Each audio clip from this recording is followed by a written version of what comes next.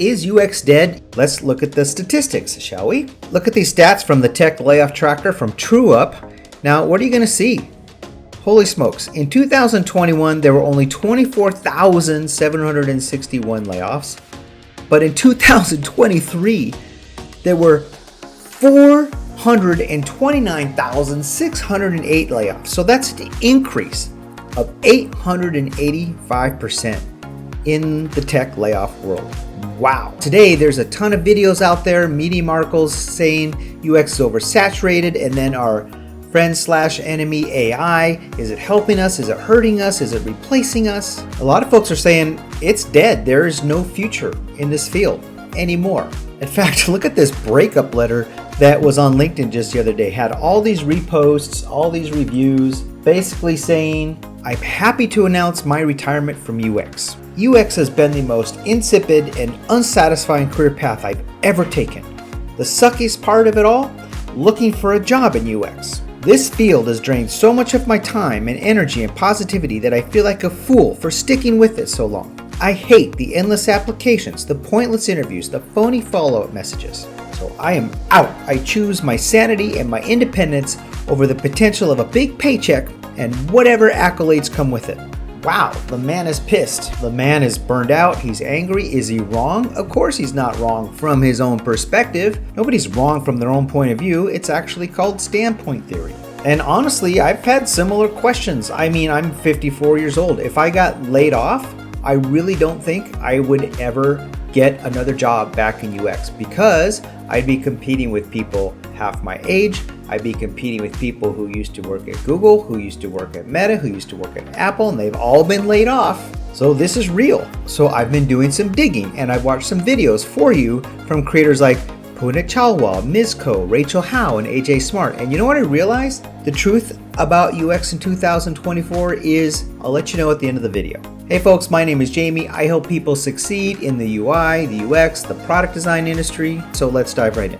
In this video, I'm going to break down what's really happening to UX careers and how you and I can stay ahead. And at the end, I'm going to talk about two massive shifts that's going to make anyone working or trying to get into UX more valuable. So don't go anywhere. All right, so is UX dead? Well, that's probably what you've heard constantly on LinkedIn and Twitter and YouTube. You've got people trying to break into the field that are competing with all those folks that were laid off, that 885%. That's all Amazon, Google, Apple.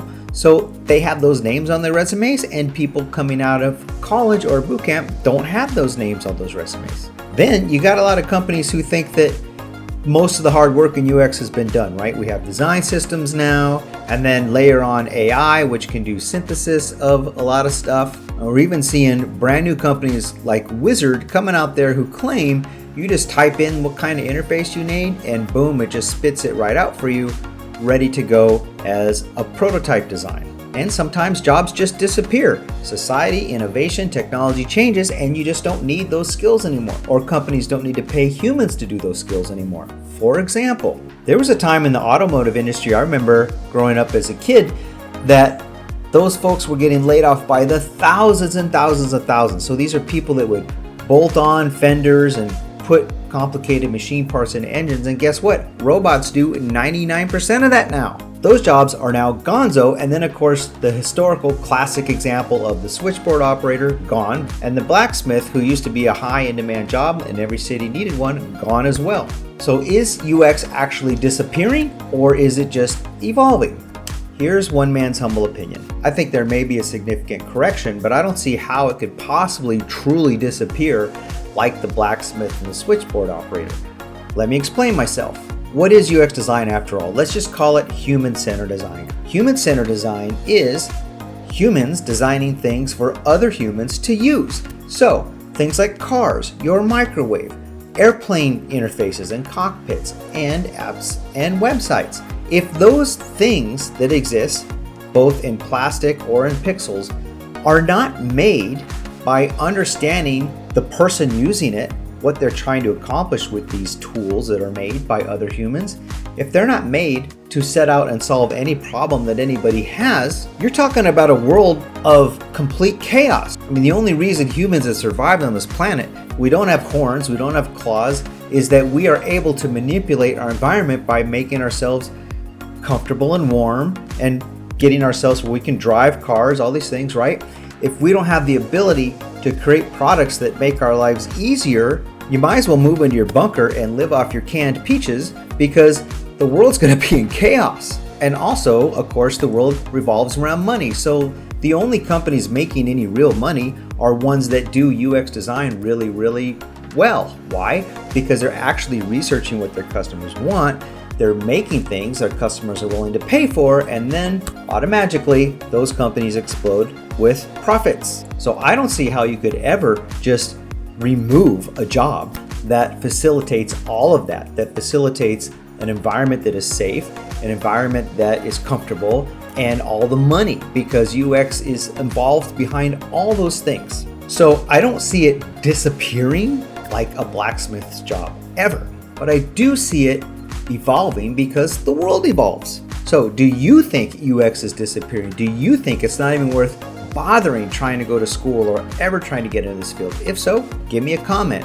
And if you found any value in this video so far, please give me a like. I'd appreciate it. So if it is evolving, in what way? And what can you do to prepare for it? Well, I have more videos on this in depth, so I'm just lightly going to touch on it here. You got to think more beyond almost like a production artist. So when I did graphic design for many years, there was a process. You would get something to do, you would design it, it would get signed off on, and then it would go to print. One could argue UX design is that just on steroids. You're given something to do, you have to research the people that have the problem, then you have to design a prototype and frames, and you got to get it all bought off, and then they ship and design and deliver it, right? In both of those cases, you're almost like a production artist. Seriously, you don't think, and at least in my experience when I was doing this on the job for many years, you're not really thinking that much about the big picture. You're thinking about, I have to get this designed, I have to meet these deadlines, I have to meet these dates. The future product and UX designers are going to have to be almost more like business strategists. I would encourage all of you, and this goes for me too, to learn more about product strategy, market analysis, finding your gaps in the market where you and the product you're working on can go in there and succeed. Just know that you are still responsible for the human element, the human context. You have to understand the value that your users need for the product you're designing, and then whatever AI makes for you, you always manage it, right? You implement what is appropriate for your target user. And whatever you do, don't run away from AI. Put it to work for you, and you tell it what to do, almost like your virtual assistant. And remember, in 2010, UX was a real generalist role, right? Now we have specialist roles. So we have UX researchers, UX designers, UX writers, design system specialists, and even a new job title I'm seeing called AI UX designer. So what companies are looking for is something called a T-shaped design skill set, right? So you have your one specialty, one of those I mentioned, but you have a general understanding of the broader spectrum. Another thing I've seen to stay relevant is you must polish up your visual design skills. Even with new technology like Wizard, what's going on is folks and companies and recruiters are judging you in about 1 or 2 seconds when they look at your portfolio to see, is this beautiful, stunning work, or is this just meh, The hard part about just traditional UX design, which one could say is information architecture and layout, it's not very attractive to look at when it's just basic wireframes, basic low fidelity sketches. So I would do 2 things. I would make sure whatever you're designing, whether it's something for your portfolio or if you're already working, that you work very hard on making things look stunning. Okay? How do you do this? Micro animations, pleasing color palettes, etc. It's a little bit different if your company already has a well-established design system, because you just pull those things in from the design system. But even in that case, make sure everything you make looks incredible. Another big thing is polish up those soft skills, like strong collaboration skills, because you're going to be working on diverse teams.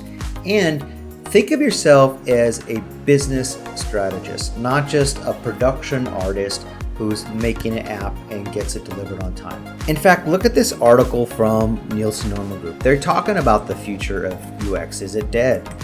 Is it still here? What's it going to be like? And what they're saying is nothing's going to change the fact that the value to customers equals the value to the business, right? If you have extremely happy customers, of course, they're gonna buy from you in the future and buy more stuff today. I mean, you can't have a successful business if everyone hates what you sell. So that part's going nowhere. And what do UX designers do? They solve problems. So there'll be always endless opportunities to solve problems because there's always going to be problems with something, whether it's transportation, whether it's music, whether it's booking. It doesn't matter. Nothing's ever perfect. In my day-to-day life, man, I see terrible UX literally every hour on the hour. There's always things to improve. But this is the key thing. You want to shift your focus from product user interfaces to designing entire journeys. So yes, you need to make your interfaces beautiful. That's one thing I've seen, but also this too. Understanding the entire customer journey is going to be critical. How do they find your company? How do they use your core product? What happens after, etc. So pull your brain out of the paper airplane view. Everything is just this tiny little thing, this close to the ground, and start looking at things from the mountaintop and understanding the bigger picture, and that's really going to work well for you. Now, if you really want to crush it, according to this article, you've got to think of the entire journey and then add in the power of AI. And that will be the winning recipe that will set you apart from everyone else in this field. So we're almost ready to the 2 massive shifts I promised I would cover in the beginning of the video. For now, let me give you my 2 cents on if UX is actually dead or not. Okay, I'm going to speak frankly. I think some folks kind of need to grow up a little bit. UX is a 6-figure job. Now, I know a lot of people in Seattle that are making close to 200, over 200, some people making $300,000 a year. Look, these are the salaries that doctors make. These are the salaries that lawyers make. The qualifications to get into UX, even now, even with the layoffs, comparatively to being a doctor is not even close. Medical school is brutal. You got to memorize every single bone and tendon in the human body. And look what lawyers have to go through. They got to pass the bar, the most notoriously hardest test ever invented. And folks just want to go out there and get that $100,000 a year job like that LinkedIn guy post and just so pissed off when it doesn't happen. Well, then don't try UX. There's only 2 things you can do. Just keep being patient and keep going for it and do whatever you have to do to get a UX job, or just don't. Just do something else, fine. But understand, pay normally and typically in a capitalistic society like it is in the United States is equivalent to the effort and the demand that it requires to get in there. So you want to make money right now? Go work at McDonald's. Go do something like that. You can do that. But don't get pissed off when it takes so much longer to get an extremely high-paying job, because it's worth it. You can get a job that's around $150,000 a year. If you're frugal, you can become a millionaire inside of 10 years with a lot less effort than it requires to become a doctor or a lawyer. So that's my 2 cents. Buck up. It's just a correction. The job ain't going anywhere. Just keep the pressure on. Don't throw in the towel. Just keep going. Work some other job that isn't UX for a while and keep building your portfolio. Keep doing side projects. Keep getting certified. It's just like geology. Time and pressure builds mountains. So if I was you and you're struggling and you're angry like the guy in the LinkedIn post, just relax. Keep trying. It's going to come around and you will get your chance. Okay, here's a couple major shifts that you want to be aware of in the UX market. Right now, what is AI doing? AI is more or less just doing our repetitive tasks for us, right?